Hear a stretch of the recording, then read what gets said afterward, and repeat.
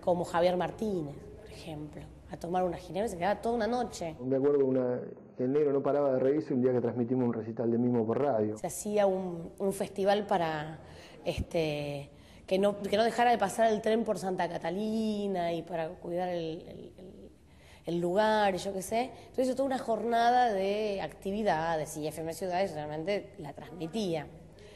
Y en esa época, por supuesto, no existían los celulares, ni muchísimo menos. Entonces alguien va y llama a la radio a ver cómo estaba saliendo.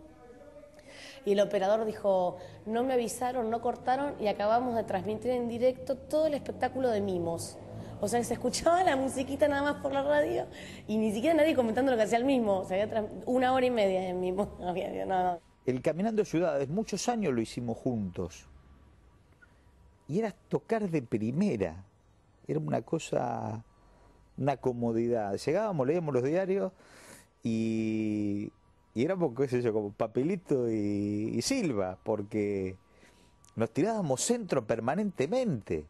Yo sabía lo que era él sabía lo que era yo, por dónde llegar a juntarnos y a decirle, ¿y qué pasó con este? Y ya sabía la respuesta. Entonces, fue una maravilla. Que después lo recuperé, vos sabés que después cuando el negro hace dupla con el Tato en la radio, en la M, en la 740, también pasaba lo mismo. O sea que no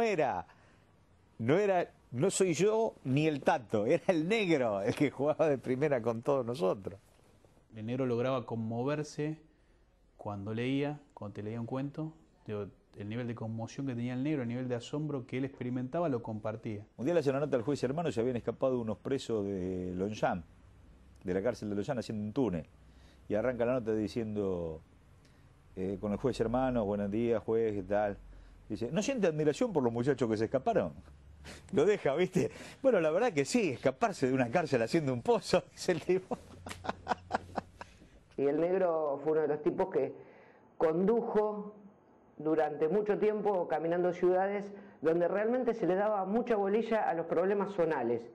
Sí, creo que fue pionera en ese sentido en la zona de Lomas, en darle bolilla a los problemas zonales y no tanto a ver qué pasaba en la nación o en la provincia. No es lo mismo una radio de baja potencia hoy que hace, no sé, ya pasaron como 20 o 30 años, no sé cuánto pasó, no sé, del 80 y pico, cuando empezó a protagonizar eso. No es lo mismo hoy un canal local que cuando el negro lo hacía.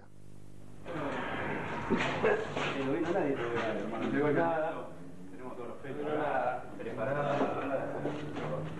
Y bueno, habrá que matar el tiempo. ¿Tu caso? Truquito. Hay unas imágenes muy lindas de un programa que hicimos junto a Gabriel, un programa de televisión, junto a Canal 6, que si vos lo ves hoy, digo, este programa fue en el 91. Nosotros de televisión no sabíamos nada, pero nada.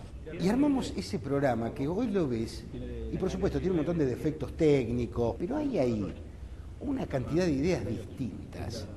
Hay ahí una fortaleza ideológica que yo lo miro y no lo puedo creer. Digo, mirá las cosas que hacíamos. Tanto, negrito. Cántale una vida. No, así le faltan vida. ¿Cuánto te gusta? Que me gustan las que tengo. ¿Sí? Dale. Quiero 26. Son buenas. Casi, Bruno. Era un programa periodístico para las elecciones y en medio estaban los muchachos de Diablo Mundo, los Carlitos Uriona, Roberto Uriona, apareciendo con sus muñecos, con sus payasos, citando a Gog y Magog, o sea, a Marechal. Esto era un programa periodístico por las elecciones, nosotros hacíamos eso, así. Arrancábamos recitando a Girondo. Estamos en el aire. Mariano, negro. Yo no sé nada.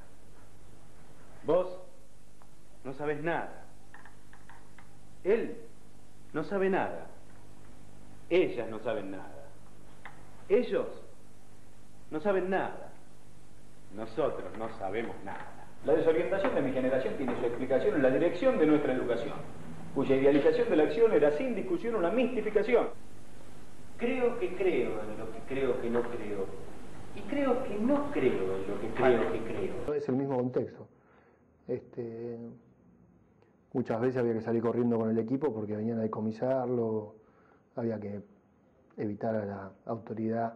Ciudades era la típica radio comunitaria donde todos ponían el hombro y podías empezar a recorrer esto del periodismo y de empezar a trabajar en un medio en una época en que era embromado por el tema de las persecuciones de la SECOM y demás. No nos olvidemos que eran radios que en ese momento se tildaban de clandestinas. Ese proceso lo vi más de adolescente, como una aventura juvenil, pero por ahí el Negro, Gabriel, otros lo veían, tenían mucho más grado de una conciencia mucho más fuerte de lo que estaban haciendo. Me parece que el tema de la comunicación, y en particular lo que fue esto de la radio y la televisión, el Negro lo protagonizó porque no solo le puso, no era solamente una voz, sino que le ponía el cuerpo. Tanto nosotros como los que nos oían estábamos un poquitito corridos de la cosa, porque no había mucha gente desesperada en los 80 por escuchar a Scalabrini Ortiz.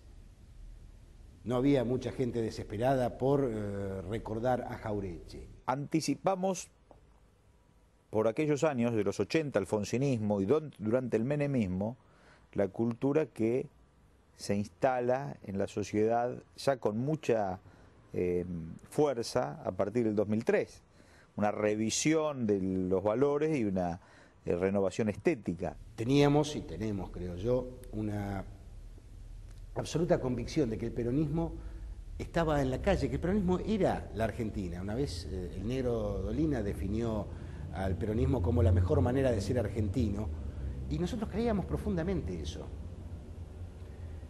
Entonces para nosotros era natural, si íbamos a hablar de cultura, si íbamos a hablar de literatura, de cine, de poesía, hacerlo con aquellos autores que hablaban desde y para nosotros, que éramos pibes de barrio. La verdad que fue vanguardia, pero la construimos con el Javier Ruiz, con el Negro González, con Gustavo Gordillo, conmigo, era nuestra unidad básica.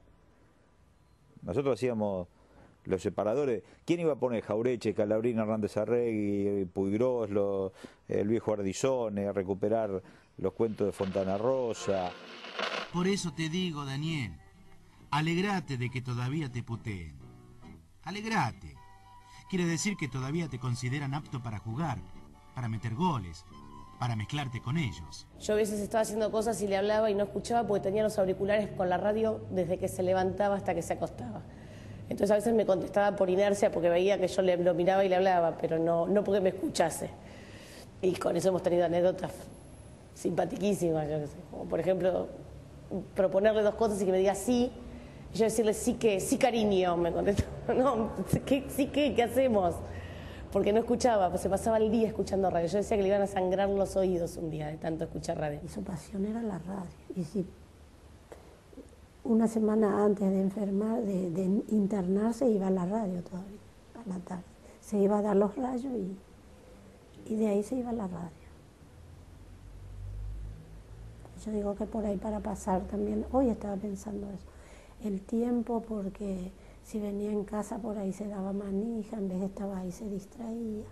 Poníamos muchas veces a M840 que pasaban tango y me decía, ¿ese quién es? Y yo a veces, como él sabía que a mí me gustaba D'Arienzo, me gustaba Donato Razziati, y me gustaba más bien el tango arrabalero de Angeli, Varela, y no me gustaba Piazzolla, ni Troilo, ni nada.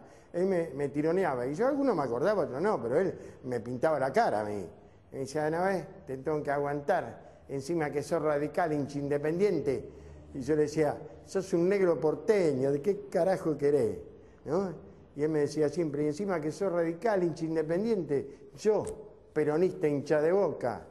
Siempre ese era el tiro de afloje con él. Y me llamó la atención porque fumaba armado. Dice los cigarrillos, agarraba el tabaco y le daba armado. Me quedó el vicio desde el 88 que me enseñó a armar. Él después fumó de nuevo, se compraba atado de cigarrillo, yo nunca más. Cuando me preguntan por qué iba a armar cigarrillo, y porque cuando estaba mal de plata, un amigo, decía yo, me enseñó a armar cigarrillo. ¿No ha traído usted su pipa? Inquirió de mí el autodidacto. Sí que la traje. ¿Y por qué no la fuma? Su víbora me tiene alarmado, reí yo. ¿Puedo fumar? Lo que vos ibas a leer, el negro ya lo había leído, pero lo había leído, digamos, 3 vueltas antes. Y te lo contaba y te lo explicaba, y vos te dabas cuenta que lo que leíste no lo habías entendido como lo había entendido él.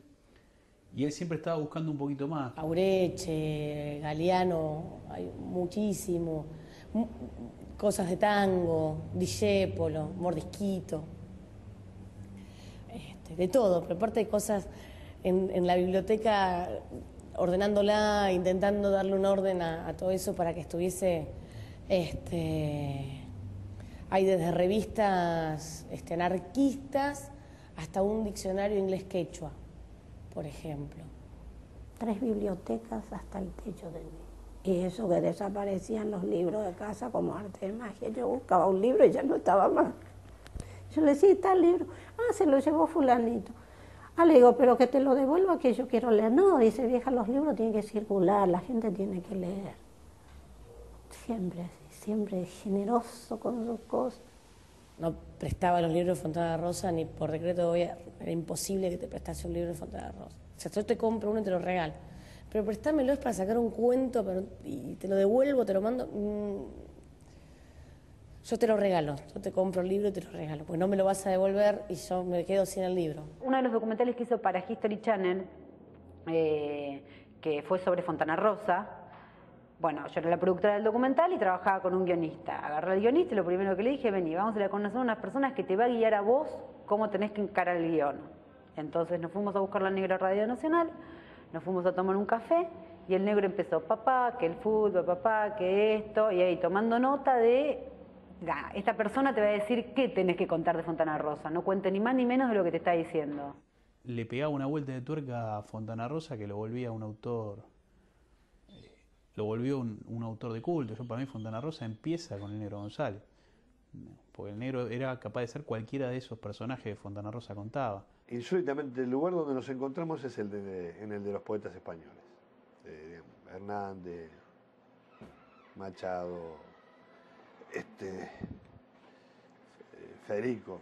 Ahí nos encontramos, porque había como una especie... Él no leía, esta es una linda cosa para contar, él no leía poesía, él leía cuentos.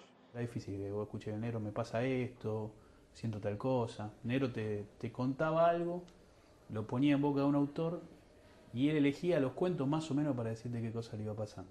La Ella sin sombra es un cuento de Macedonio, que él me decía que cuando yo me fui, él era como que había quedado como muerto, pero que después se dio cuenta que en realidad le había dejado la sombra. Y bueno, y lo que dice él es que iba a volver ella y se iba a encontrar con la sombra y el amor de él. Por eso se la había dejado, para obligarlo a pensar siempre en lo que le falta a esa sombra.